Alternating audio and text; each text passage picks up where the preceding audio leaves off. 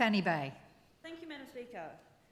I would like to say thank you to the opposition for bringing this matter of public importance on. It's a topic that I think you all know that I'm very, very passionate about, and I'm sure that we can all agree that education is absolutely the key to bridge the gap. It is the key to removing disadvantage, and that is why we need to get our kids into school.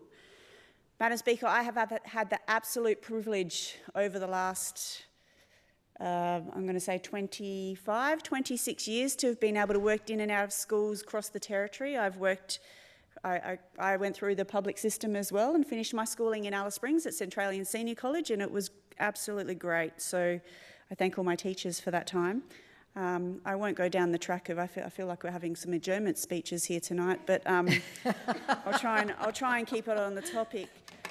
So, Madam Speaker, in my time in education, I've had the privilege to be able to work in schools in Central Australia. I've worked in Yuendumu, Ndaria, Papunya, Mount Allen, Woollowra, Tea Tree, Tennant Creek. I lived in Barclay for a little while. Tennant Creek, Epinara, Canteen Creek, Ali Kurrung, and Bloodawatch, Elliot, making my way up, Catherine, Boorman. I've been out to Borroloola. I've been out to Ramingining, Gumbalanya. We lived in Jabiru for a couple of years, travelled out the East Arnhem, Gumbalanya, Maningrida. I've been out to Nhulunbuy many, many times, and all of the surrounding communities. And if I've missed a few, I probably have, but been to many communities and worked in many schools and had the absolute privilege to be able to experience what happens in those communities and how they work. Today we are talking about education and its importance, and I just really quickly wanted to touch on some statistics that the member for Gwadja brought up. He says that rates for Term 1 2025 are down from last year. Now, I'm not sure where this member got that data from, because I'm pretty sure that the 2025 school data has not been released yet, so that's an interesting fact. But if his figures are correct, I wonder if it's because this government has now included the 500 additional students that were on their intensive support role into the general publication now, which would absolutely be bringing some of those statistics down a little bit. It will take a while to get these over 500 children fully re-engaged and back in attending school regularly, but as an open and transparent government, we are reporting on all of the kids in the territory and not just the ones that were at the school like the former government did. So I wonder if we remove those 500 students, if we would see gains like the former Labor government would have reported on. Remote area attendance. All of the opposition members, the Labor opposition members, they have coverage of these remote areas, and attendance in these remote areas is below 50%. That's less than half the kids in your communities going to school every day, less than half, under 50%. Now, as I started on, we can all agree that attendance is absolutely the key to bridge the gap. It is the key to removing disadvantage. My question is to the opposition, what have you done, what are you going to do, and how have you helped your communities in getting the kids back to school? You say that school is important. What are you doing about attendance in the communities that you represent? We've heard you say that if we want to see things change in this space, that Aboriginal people need to work and be able to be a part of the decision-making. They need to drive and implement this work.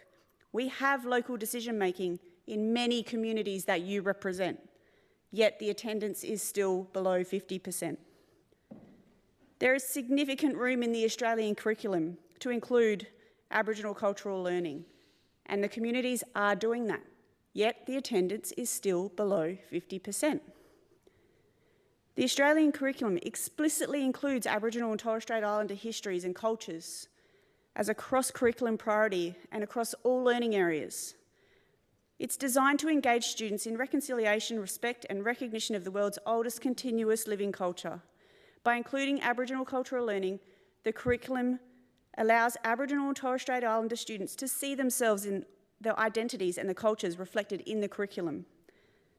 It provides opportunities for all students to deepen their knowledge of Australia's First Nations people, and it promotes an understanding of cultural differences and respect for diversity.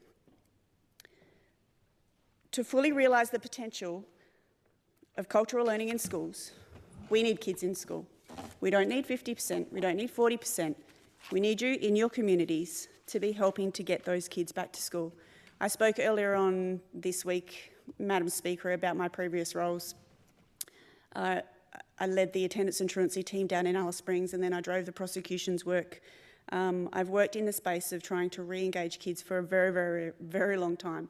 I have put in the effort, and I did see increases in attendance for the kids that I worked with.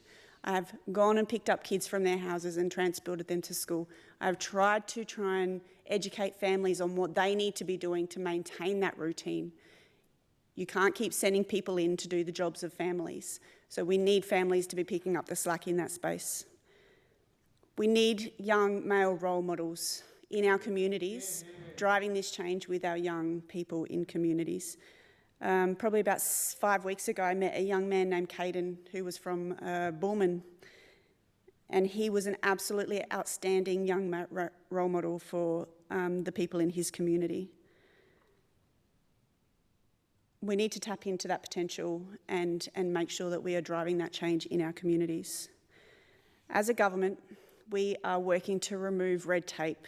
I said in my maiden speech that was one of my priorities.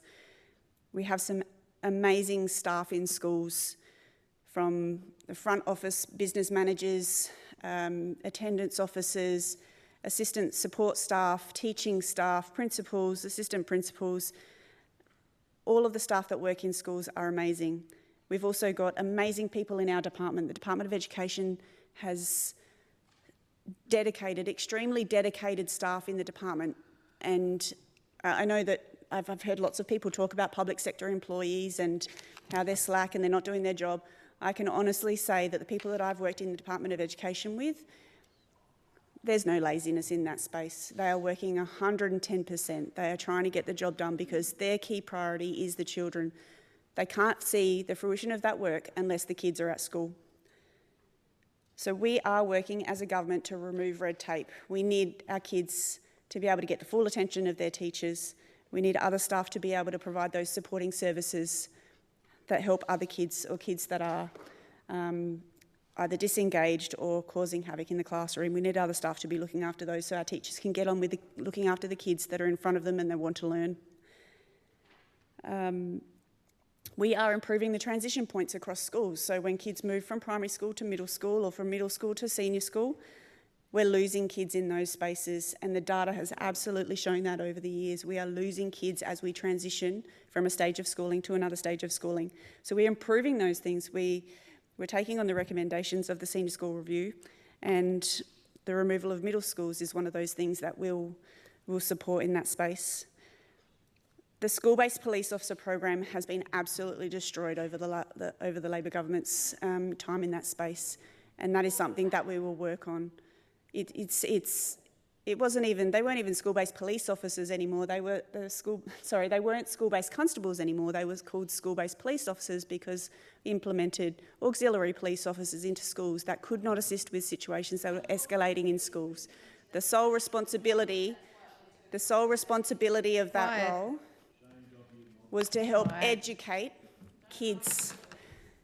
They could sit behind a glass window and see a fight or something happening on the other side of the window, and they weren't able to do anything. They were not able to walk out and help intercept that argument. All they could say to staff was, "You need to call police." So the school-based police officer program, absolutely destroyed under the previous government. The school counsellor program, should we touch base on the school counsellor program under the previous government? That was absolutely decimated. School counsellors were pulled out of our schools. Quiet. I'm just wondering if you expect a child in middle or senior years to walk up to a school counsellor that they have never met before and expose what they need to do to feel comfortable to a stranger, Madam Speaker. School counsellors were dragged out of schools and centralised in the department, sent out left, right and centre to try and support. Our government will work to reinstate school counsellors in schools where they're needed so they can develop rapport with their students and have an impact. Early years and FAFT, amazing programs that were developed. The early years is something that we absolutely support and we will focus on. Ludmilla Primary School, I have FAFT in my electorate, and they do amazing work working with the surrounding community and getting those young kids engaged in school. So we will continue to support that program. And just finally, I just wanted to touch on literacy and numeracy and boosting literacy and numeracy in our schools. Over the past 8 years, our NAPLAN results have crumbled.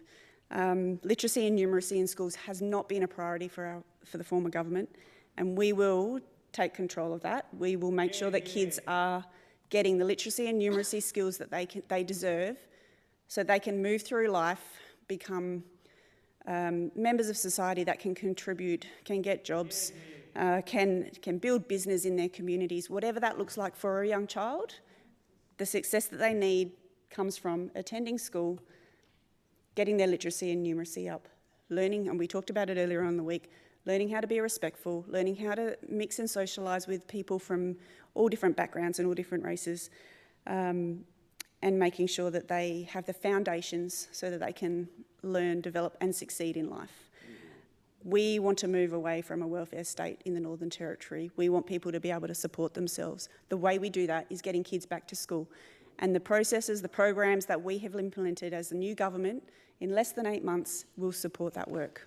Thank you, Madam Speaker.